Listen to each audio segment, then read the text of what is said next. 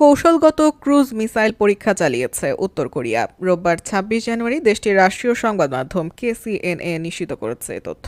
খবর রয়টার্সের। প্রতিবেদনে দাবি করা হয়েছে দেশটির নেতা কিম জং উন ব্যক্তিগতভাবে ওই পরীক্ষার তদারকিতে ছিলেন। মিসাইলটিকে একটি গুরুত্বপূর্ণ অস্ত্র ব্যবস্থার অংশ হিসেবে উল্লেখ করেছে তারা। পিয়ংইয়ংয়ের সার্বভৌমত্বের প্রতি হুমকি তৈরি করেছে ওয়াশিংটন, এমন অভিযোগ উত্তর কোরিয়ার পররাষ্ট্র মন্ত্রণালয়ের।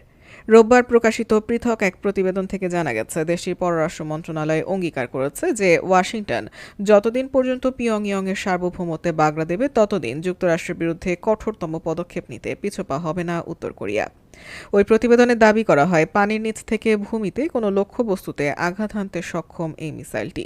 গতকালের পরীক্ষার সময় এটি প্রায় ৭৫০৭ থেকে ৭৫১১ সেকেন্ড উড্ডয়ন সম্পন্ন করে প্রায় ১৫০০ কিলোমিটার দূরবর্তী লক্ষ্যবস্তুতে আঘাত হানে।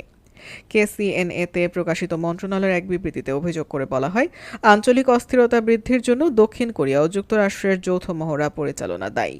বৃহস্পতিবার এক সাক্ষাৎকারে ট্রাম্প বলেছেন তিনি আবারও কিমের সঙ্গে যোগাযোগ করবেন, যেহেতু তার প্রথম মেয়াদে দুপক্ষের মধ্যে কার্যকর সম্পর্ক গড়ে উঠেছিল।